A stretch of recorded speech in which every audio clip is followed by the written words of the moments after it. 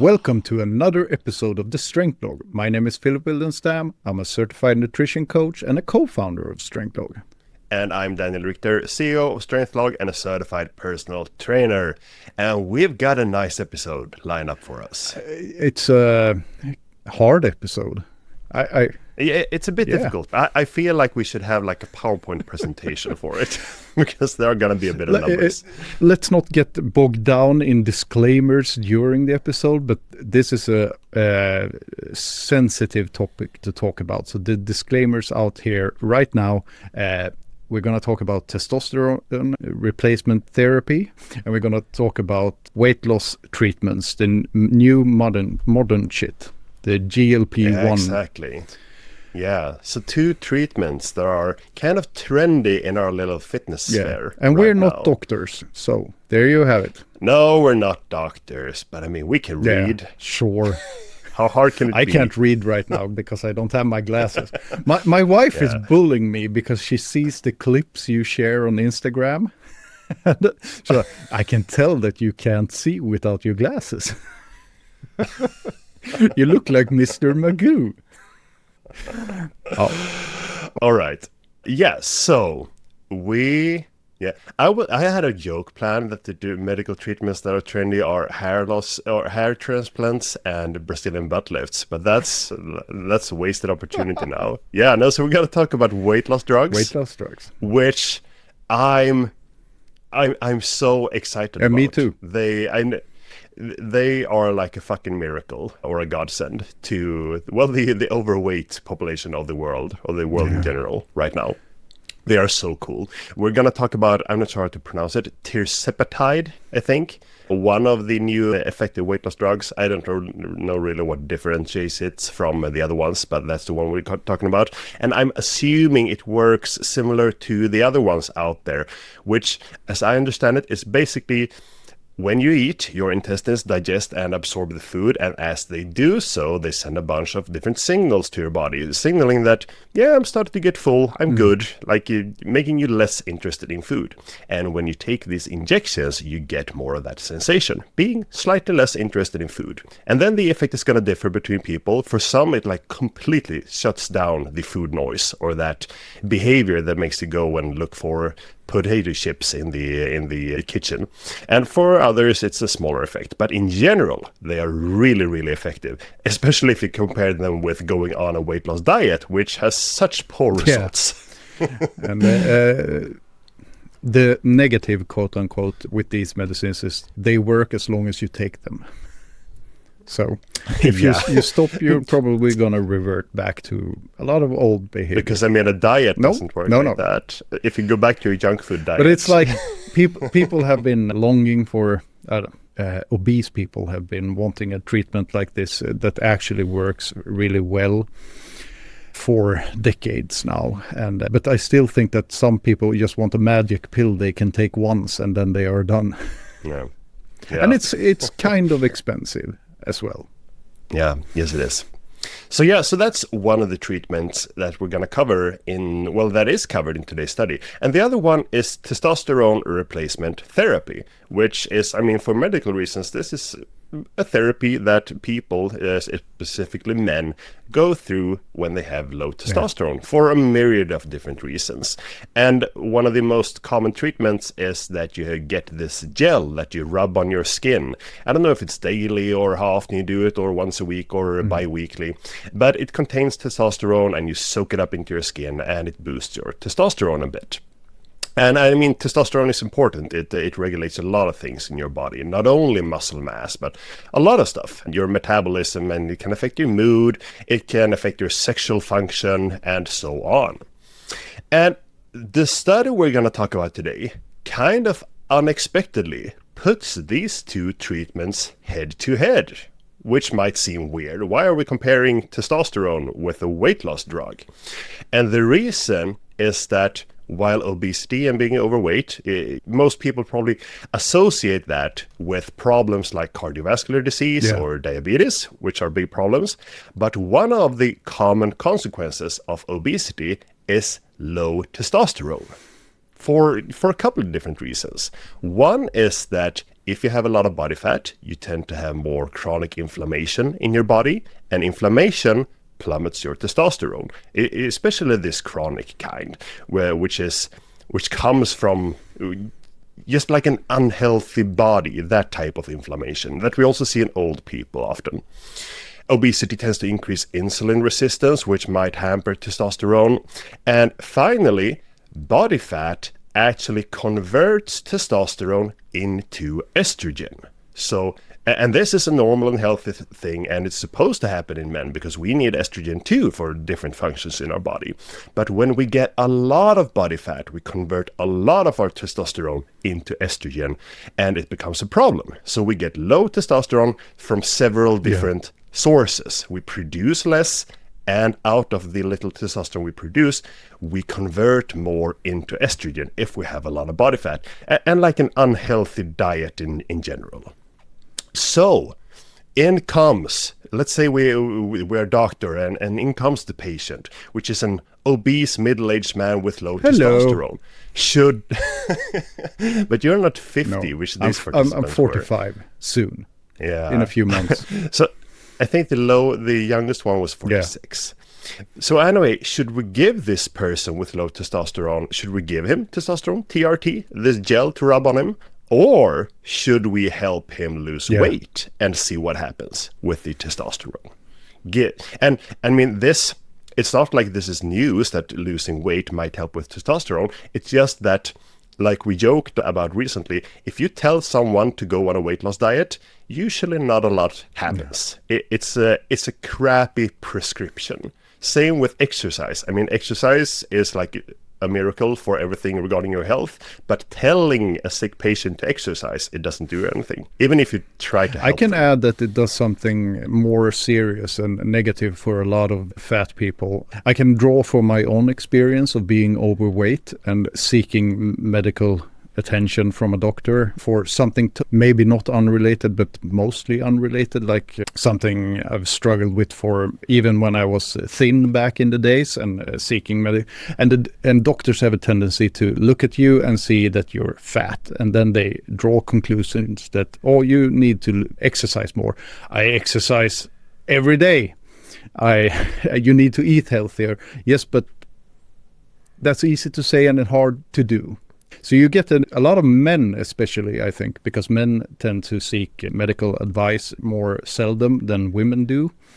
You just quit going to the doctor because you know you're going to get, you're going to be shamed because you're fat. You're going to get a lecture about how bad it is to be fat. And it's no fun going to the doctor as an overweight man. Probably not as an overweight woman, but I can't speak about that experience because I have a small PP.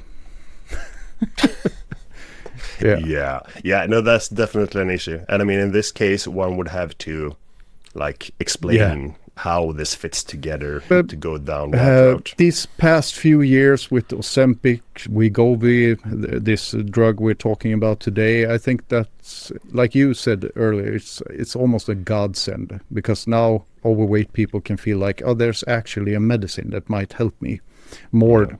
And it's gonna save so many lives and add so many quality years, bring happiness probably to a lot of people. So that's good. Yeah.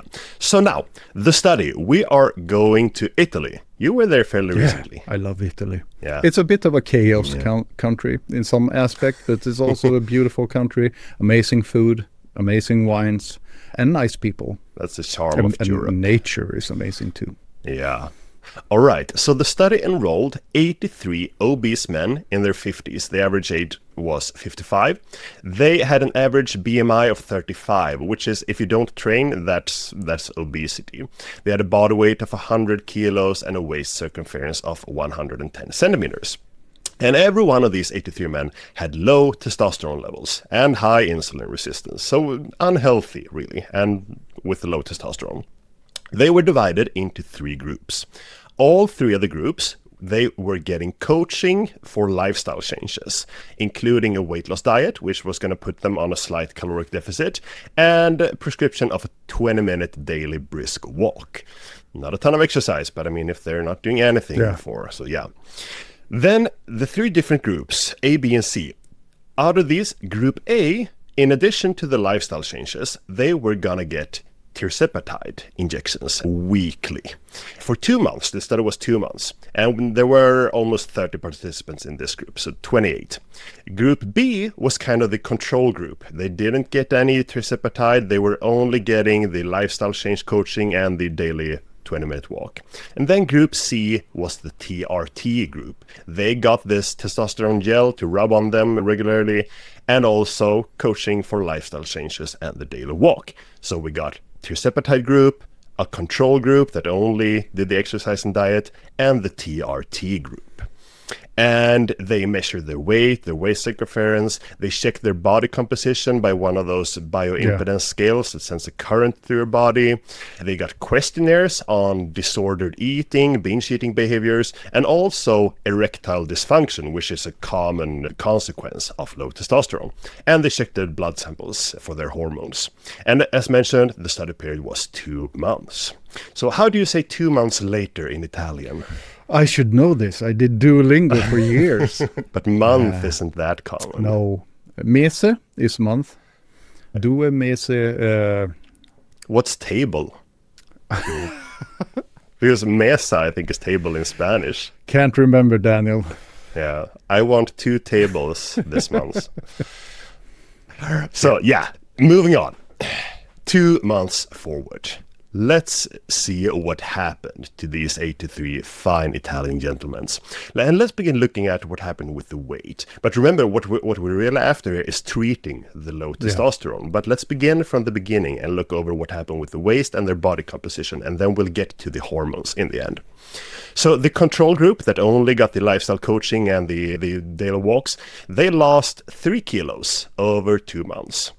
And I mean, that's not super bad for someone who doesn't really know what they're doing. I mean, if you get interested and really make an effort, you can lose more than this without medicines.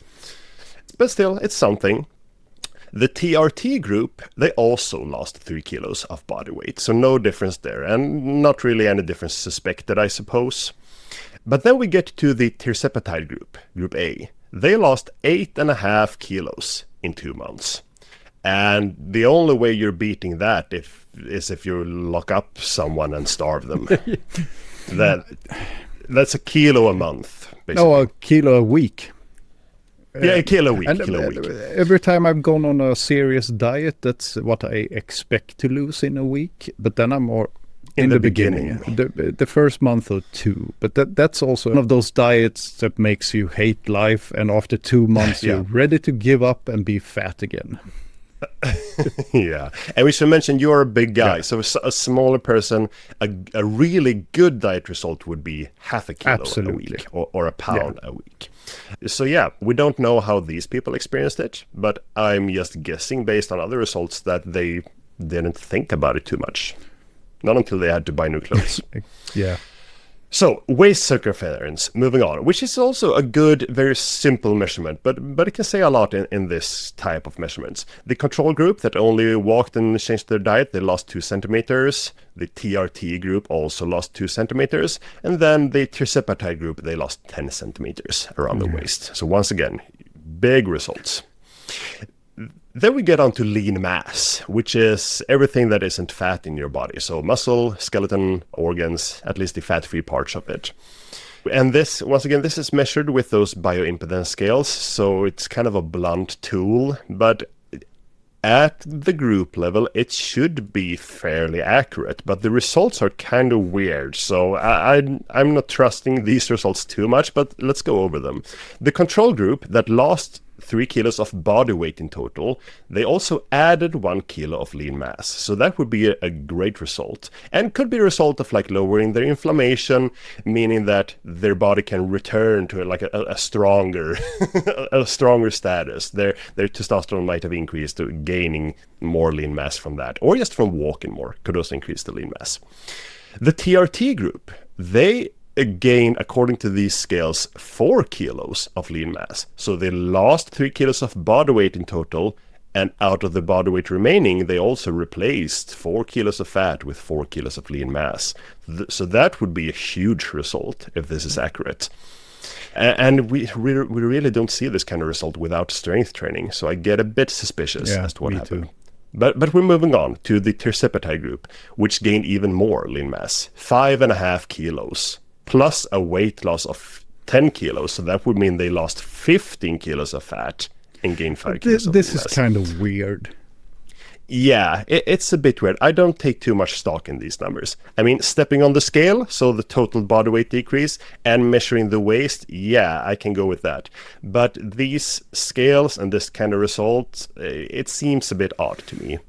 So I'm not focusing too much on that. Let's just remember the weight loss and the waist difference, which, due to them being so hand in hand, the weight loss and the waist circumference decrease, it seems to have been mostly fat that they lost. And then, before we get on to the hormones, let's also look at one of the scores they did for the eating behavior. And there's this thing called binge eating scale, where you answer a bunch of questions related to binge eating, and then you get a number trying to tell you what kind of risk are you at for binge eating. Do you have a low risk, a moderate risk, or a high risk of binge eating? And before the study, everyone, or all the averages for all of the groups, was that they had a moderate risk of binge eating, all of them, meaning that they had a tendency to do so. Now, after the end of the 2 months, the control group hadn't seen any change in their risk of binge eating. Same with the TRT group, no difference. But when we get to the tirzepatide group, their risk had completely vanished. Their risk of binge eating. It was eradicated from a 24, which is like in the middle of the moderate risk, down to an 8, which is half of the level for the lower risk of binge eating. So a complete drop. And this probably points to how these drugs work.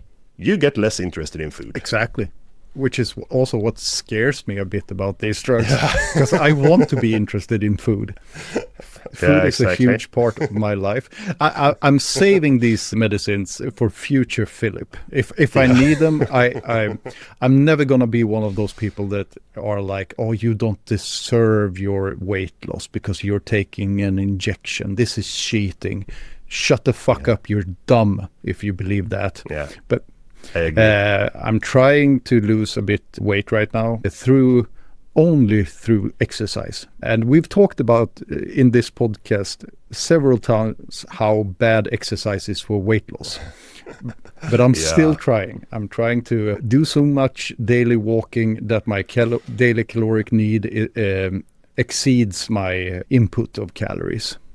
Yeah. And that, I mean, like we should say when we talk about it, it is possible, but it requires a lot of work. And that a lot of work is going to make it ineffective for a lot of people. But for those who decide to do it, it can work.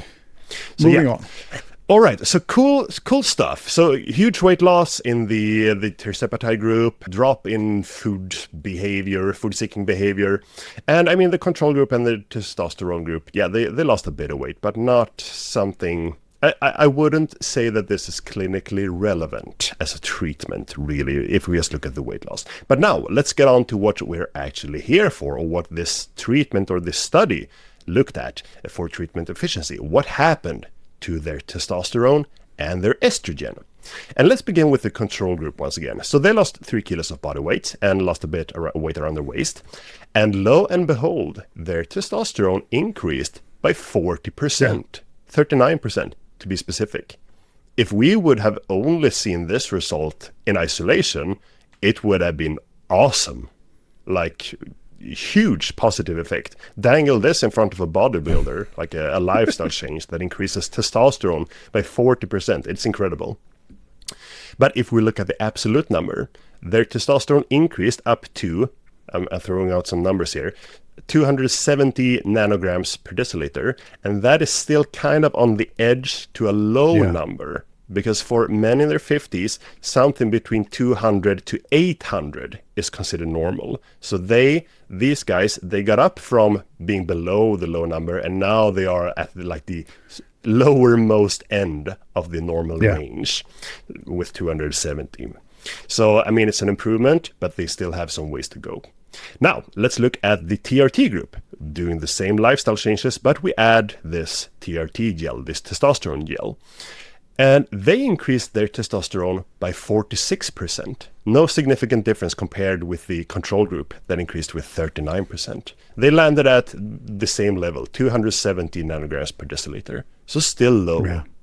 So let's stay a minute, because what we have here are two groups doing the same things, the same diet changes, adding the same walking, but we add extra testosterone to one of the groups, and it still doesn't budge. It still doesn't make a significant difference. Both ended up with pretty much the same increase.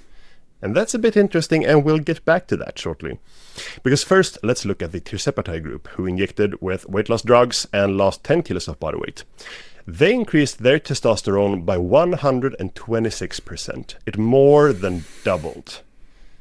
This is some crazy results. That's nice. Yeah, it went from 190 to 424 nanograms per deciliter compared to 270. So they are smack dab in the middle of the normal values. Yeah, it's like nature is healing. They got back to a healthy testosterone level, so to say. So that's pretty cool. And this was only during 2 months. If they continue with the weight loss treatment for a year or two more, maybe they're up to 600 or even 800. I think 10,000. Yes. Yeah, no, we're gonna talk more about what affects testosterone levels, but I mean it's supposed to be in the middle range, and when you go to extremes, either in unhealthy behavior or well, healthy behaviors done to an unhealthy degree, that will also plummet your testosterone. But we'll get back there, because we have estrogen left to look at. And as mentioned, estrogen, men need it too, and we produce it to some degree by converting our testosterone into estrogen, using and it happens in our body fat. So, beginning once again with the control group, Group B, their estrogen decreased by 10%, probably an effect of having slightly less body fat. So Group C, that the TRT group that saw a similar increase in the testosterone as the control group, should we expect a similar decrease in estrogen? Maybe, but what happened was that the TRT group increased. This is where it gets really interesting. Yeah. So let's take that again. Both the control group and the TRT group increased their testosterone by about 40%.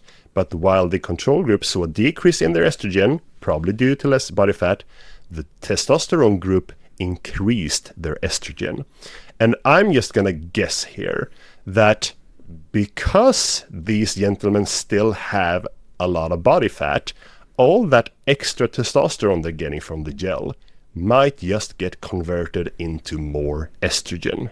That is going to be my guess for why we didn't see a difference in the testosterone That increase. feels like a well-educated guess. It's not like it's appearing from nowhere. Well, you know, I am a personal trainer, so I can show you how to set up the lat pull down You're machine. somewhat of a scientist yourself. Yeah.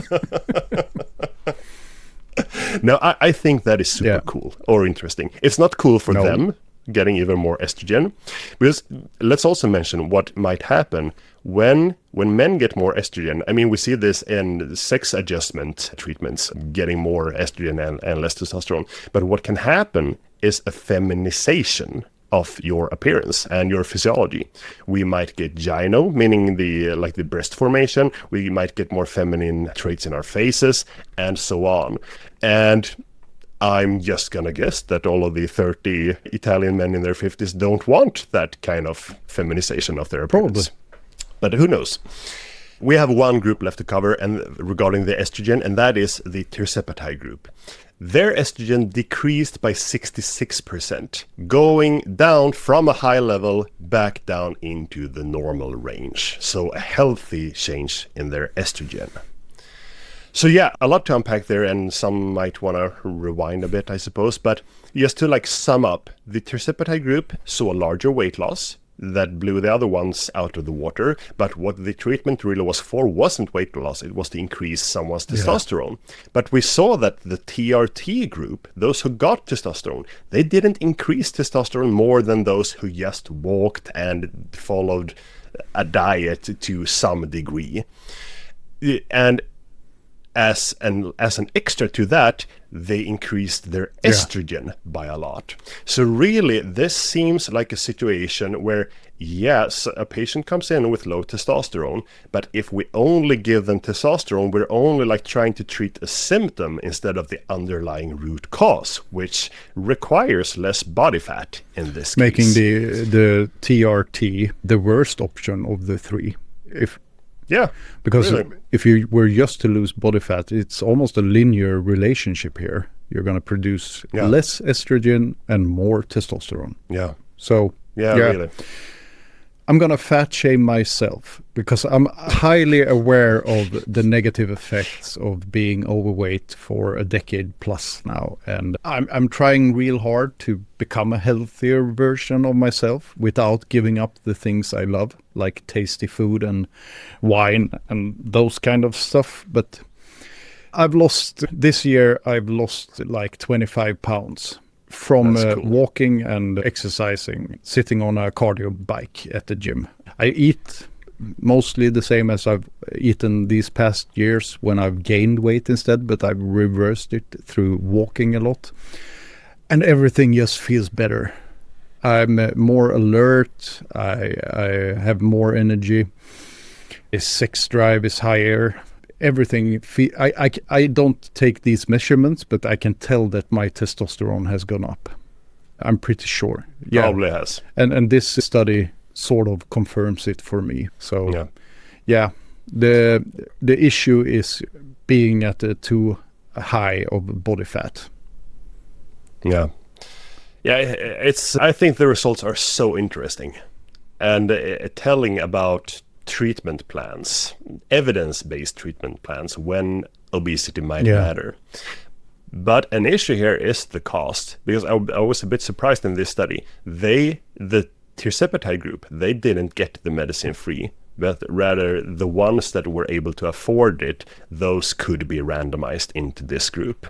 So they still had to pay for it. So cost is a barrier here. Absolutely is. So a lot of people on these kind of drugs today are privileged, and we should recognize it's a privilege being able to afford these medicines, either through insurance or just paying upfront yourself.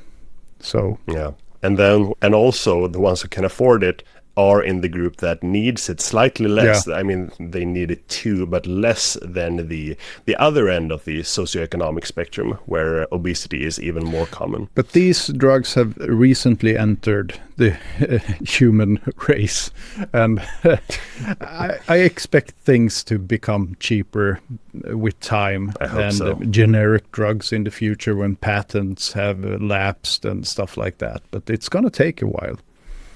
Yeah, it is.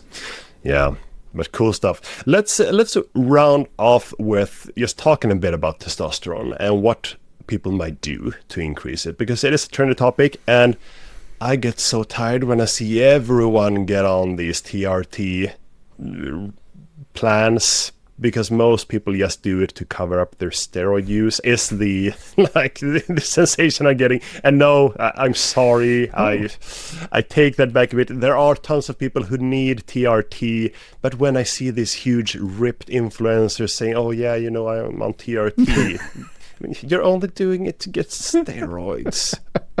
Go off, King. Yeah. No, I agree. Of course, there are a lot of people who need absolutely, and it's a tool in the toolbox. And you and I, we live in a country where it's very stigmatized taking it. Even if you need it medically, it's very stigmatized. Yeah. I know things are very different on the other side of the pond in the US, for instance, where it's much more socially accepted. But it's a tool in the toolbox. Some people really need it. Some people really want it for other reasons. But it's, especially if you're obese, it's not a magic tool. And I realized what my point is. My point is, if a healthy person, say if I were to start taking testosterone injections or the gel and call it TRT, that would be, how do you say, unethical behavior on my part, because that would throw shade on those who needs a TRT. So yeah, that's what I have issues with. But now, testosterone. Yeah, so important hormone for both men and women, and especially men, it does a ton of stuff. But it's kind of one of those things where if you are healthy and you have a healthy lifestyle, you are gonna maximize it for your own part. So we talked at length in this episode how obesity and probably many of the related behaviors for obesity, maybe a less nutritious diet, maybe more alcohol, other behaviors associated with it, might decrease your testosterone. And inflammation, we mentioned that if you have chronic inflammation going on, it might lower your testosterone. So if we take like old people, elderly people, we might see that if they take anti-inflammatory drugs, their testosterone might go up. But that's maybe not too relevant for all the listeners of this podcast. But we have other things that affect your testosterone. What we have seen before when we looked at case studies of bodybuilders is that during their cut towards getting on stage, in natural bodybuilders, I'm talking about here, we see that their testosterone drops completely. And this is an effect of not eating enough calories, having unhealthy low levels of body fat. So it's not that all body fat is bad for your testosterone. It's going out of that healthy range that is bad for your testosterone. So we need a bit of body fat, and we don't want too much, we don't want too little. We want to stay in that middle ground, which is where generally we tend to thrive and be healthy. So if you are, I mean, the ripped bodybuilder returning to normal weight is going to see a testosterone boost. The obese Italian men returning to a normal weight is going to see a testosterone boost. And we have the same thing with exercise. I'm not sure if I've seen studies showing that a sedentary person beginning to exercise increases their testosterone. I could imagine it might happen to a degree, but we do know that athletes who overtrain, they might see drops in testosterone. And I think we have seen studies on tapering, I mean, peaking for competition, where athletes drop some of their training volume, their testosterone also increases, and they get less cortisol, which sometimes acts almost like a counter indicator for testosterone in these measurements.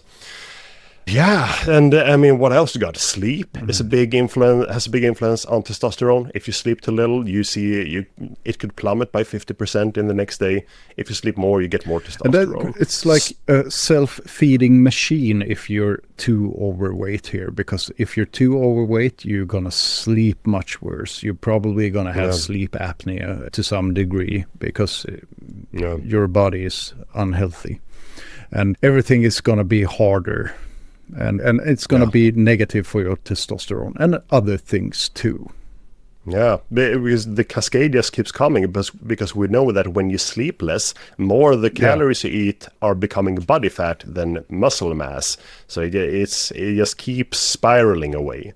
So yeah, sleep, stress is another factor. Harder to address quantify. in some cases, but high stress also leads to decrease in testosterone. It's generally about trying to keep your little body happy and healthy. That will maximize your testosterone. And if you have a healthy body, you're not going to need TRT. Probably not. There's always going to be exceptions. Yeah. So cool study. Very cool. I liked it. It's a major piece of the puzzle. And it gives me hope as well. All these new medications for obese people. I mean, you were pissed at some behavior around TRT treatments. It's calling it TRT when you don't need it. But the same goes for like people that are not overweight and they are still getting Ozempic or whatever because I need to be at 8% body fat year round or whatever, and it also pisses me off. But I mean, if the supply would be higher for it's the weight not loss right drugs. now.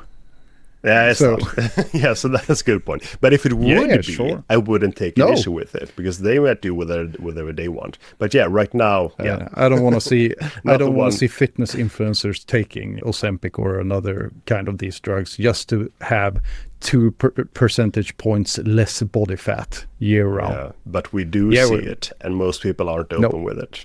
I can promise that if either me or Philip goes on testosterone or one of the weight loss drugs, we're definitely gonna talk Oh about yeah, it. we're like open books. Yeah. and I said that to you before we started recording. I might have said it earlier in the episode. I can't remember now, but I'm saving this as something for future me. And, Yeah. Wait for the really strong stuff that turns into a mutant. I'm just. I know that a lot of people have side effects with feeling nausea and they don't want to eat, and that's what scares me. Yeah. Food and cooking is such a huge part of my life. I don't want to become like a food zombie. And Yeah. since we are in since we are in the early stages of these medicines, I believe there's going to be a huge development in the coming years, decade or so, with new drugs that might eliminate the risk of feeling nauseous, for instance. And I'm very open to trying it if I can't get my weight under control in the ways I'm trying to right now. Yeah. Great tool to have in Yeah. the toolbox. And I'm never ever, I wrote about this more than a year ago on strengthlog.com. I'm never ever doing a hard diet again. I have quit those things because it always reverts back to what I weighed before, but I feel miserable for a long time. Yeah. Yeah. And they break your spirit. Yeah. I hope I'm never doing one again. But I'm not sure. So in the upcoming weeks, we're probably going to talk about a new protein study, a little bit of protein timing going on again. Always good to revisit that area. And also, I hope we're going to talk about a study on isometric training, meaning when you just push against an immovable resistance. That interests me a bit. We'll see. So yeah, thanks for listening to this week's episode, and we'll catch you next week. Train hard, eat well, die anyway.